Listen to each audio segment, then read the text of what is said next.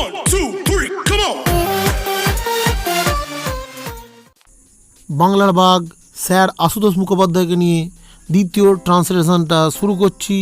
বেশি কথা না বাড়িয়ে মেন ট্রান্সলেশনে চলে যাওয়া যাক। দেখো, স্যার আশুতোষের সংকল্প ছিল বাংলার প্রতি ঘরে অন্তত একজন করিয়া গ্র্যাজুয়েট তৈয়ারি করা।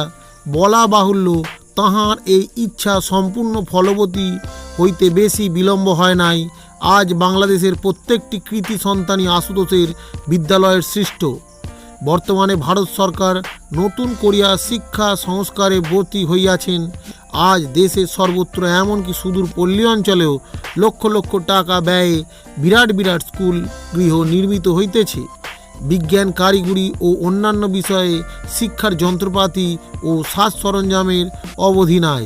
পরিকল্পনা অনুযায়ী কার্য দ্রুত অগ্রসর হইতেছে, কিন্তু এত সত্ত্বেও কোথায় যেন একটু গলদ রইয়া গিয়াছে। একটু চিন্তা করিলে দেখা যাইবে এই গলদ কোথায়। আজ মানুষ গড়ার কারিগরেরই অভাব বেশি।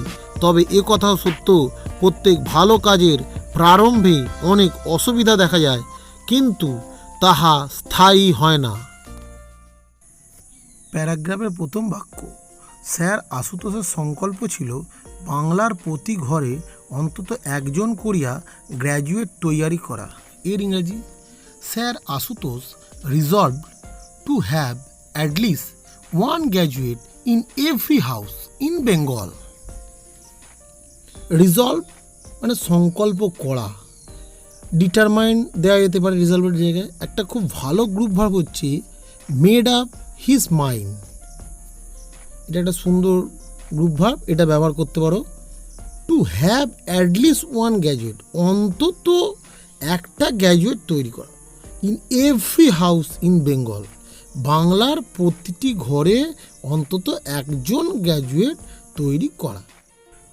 বলা বাহুল্য, তাহার এই ইচ্ছা সম্পূর্ণ ফলবতী হইতে বেশি বিলম্ব হয় নাই।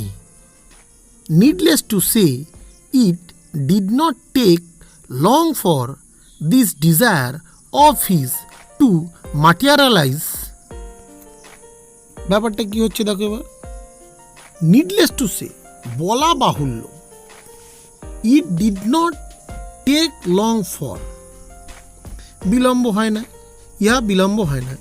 এর জায়গায় সোজা একটা ইংরেজি আছে, দেয়ার ওয়াজ নো ডিলে। এটা লিখলে খুব ইজিয়েস্ট ইংলিশ, কিন্তু স্ট্যান্ডার্ড ইংলিশ নয়। তাই জন্য it did not take long for this desire, এই ইচ্ছা, অফ হিজ, তাহার, টু মেটেরিয়ালাইজ, বাস্তবে পরিণত করতে। মেটেরিয়ালাইজের পরিবর্তে অ্যাকচুয়ালাইজ ব্যবহার করতে পারো, একই মানে হবে। আজ বাংলাদেশের প্রত্যেকটি কৃতি সন্তানই আশুতোষের বিদ্যালয়ের সৃষ্ট। Every audition of modern Bengal is the product of schools established by him. Every audition of modern Bengal, আজ বাংলাদেশের প্রত্যেকটি কৃতি সন্তানই, মডার্ন বেঙ্গল, এই আজকের যে বেঙ্গল তৈরি হয়েছে তার প্রত্যেকটা কৃতি সন্তান, every audition is the product of schools, মানে আশুতোষ যে বিদ্যালয়গুলো তৈরি করিয়েছিলেন সেই আশুতোষের বিদ্যালয়ের উৎপাদন, সেই স্টুডেন্টগুলো। বর্তমানে ভারত সরকার নতুন করিয়া শিক্ষা সংস্কারে ব্রতী হইয়াছেন। At present the government of India has taken up a new view of educational reconstruction. At present, বর্তমানে, দ্য গভর্নমেন্ট অফ ইন্ডিয়া, ভারত সরকার, has taken up a new view. Taken up a new view, একটা নতুন করিয়া, ভো মানে হচ্ছে ব্রত, taken up গ্রহণ করেছে একটা নতুন ব্রত, অফ এডুকেশনাল রিকনস্ট্রাকশন, শিক্ষা সংস্কারের। এডুকেশনাল রিকনস্ট্রাকশন মানে শিক্ষা সংস্কার, ভো মানে ব্রত। পরের বাক্য, আজ দেশের সর্বত্র এমনকি সুদূর পল্লী অঞ্চলেও লক্ষ লক্ষ টাকা ব্যয়ে বিরাট বিরাট স্কুল গৃহ নির্মিত হইতেছে।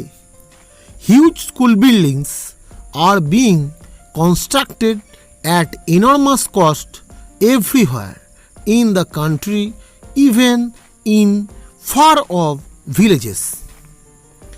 Huge school buildings are being constructed at enormous cost everywhere. At enormous cost মানে লক্ষ লক্ষ টাকা ব্যয়। এভরিহোয়ার বিভিন্ন জায়গায়, ইন দ্য কান্ট্রি দেশের বিভিন্ন জায়গায়, ইভেন এমনকি ইন ফার অফ ভিলেজেস সুদূর ভিলেজে মানে রিমোট ভিলেজে এই বিল্ডিং তৈরি হচ্ছে। বিজ্ঞান, কারিগরি ও অন্যান্য বিষয়ে শিক্ষার যন্ত্রপাতি ও সাজ সরঞ্জামের অবধি নাই। আচ্ছা, এখানে অবধি মানে হচ্ছে অভাব বা অনটন,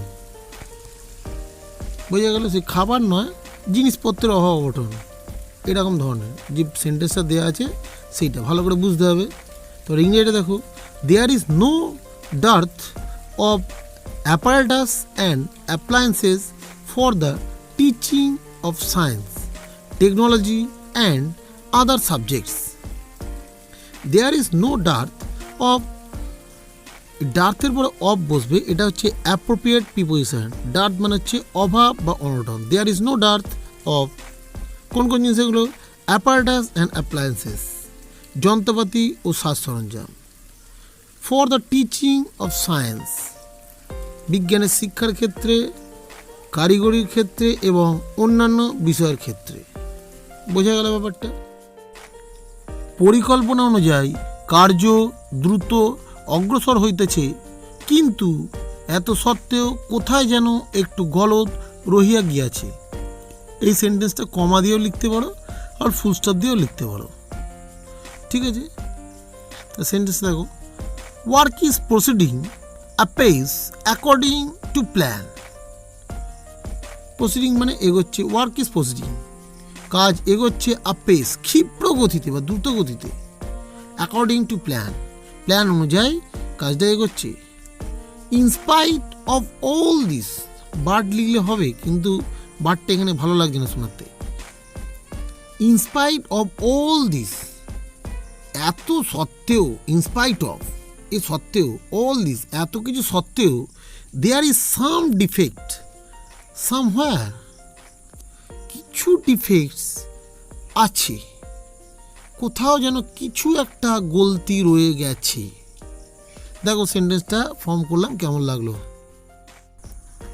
একটু চিন্তা করিলে দেখা যাইবে এই গলদ কোথায়। আজ মানুষ গড়ার কারিগরেরই অভাব বেশি। দুটো বাক্যকে একসঙ্গেও করতে পারো, আলাদা আলাদা করতে পারো, তোমাদের ইচ্ছা। এবার সেন্টেন্সটা দেখো, a little thought will show what this defect is. একটা ছোটো চিন্তা যেটা দেখাচ্ছে হোয়াট দিস ডিফেক্ট ইজ, এই গলদটা কোথায়, এই গলদটা কি? It is the dearth of sincere workers to produce real man. It is dearth of মানে অভাব বা অনটন। ডার্থ আগেই বলেছি, অভাব অনটনের ক্ষেত্রে ডার্থ ব্যবহার করবে, তার সঙ্গে অ্যাপ্রোপ্রিয়েট প্রিপোজিশন অফ ব্যবহার করতে হবে। আচ্ছা, ডার্থের পরিবর্তে ইনঅ্যাডিকুয়েন্সি, ইনসাফিসিয়েন্সি, শর্টেজ এগুলো লিখতে পারো, কিন্তু ভালো হবে না। সিনসিয়ার ওয়ার্কার মানে খাঁটি, আন্তরিক বা অকৃত্রিম কাজের লোক দরকার। টু প্রডিউস রিয়েল ম্যান, সত্যিকারের মানুষ তৈরি করতে গেলে এই অকৃত্রিম খাঁটি কাজের লোক দরকার। তবে একথাও সত্য, প্রত্যেক ভালো কাজের প্রারম্ভে অনেক অসুবিধা দেখা যায়, কিন্তু তাহা স্থায়ী হয় না। It is however true that the beginning of everything good is beset with troubles, but they do not last long. It is however true, starting A however দিয়ে করা যেতে পারে, however it is true সেটাও লেখা যাবে, কিন্তু বাক্যটা একটু সৌন্দর্য বৃদ্ধির জন্য ইট ইজ however true, তবে এই কথাও সত্য। The beginning of everything good, প্রত্যেক ভালো কাজের প্রারম্ভে, is beset with troubles. Beset মানে পরিবৃত করে থাকা বা ঘিরে থাকা, উইথ ট্রাভেলস মানে ঝামেলা বা ভোগান্তি বা যন্ত্রণাগুলো ঘিরিয়া থাকে। কাজের প্রারম্ভে এইসব ঝামেলা যন্ত্রণা ভোগান্তগুলো ঘিরিয়া থাকে বা পরিবৃত করে থাকে, but they do not last long. কিন্তু সেই ঝামেলাগুলো মানে সেই ঝামেলাগুলো ডু নট থাকে না লাস্ট লং, শেষ পর্যন্ত আর সেই ঝামেলাগুলো থাকে না।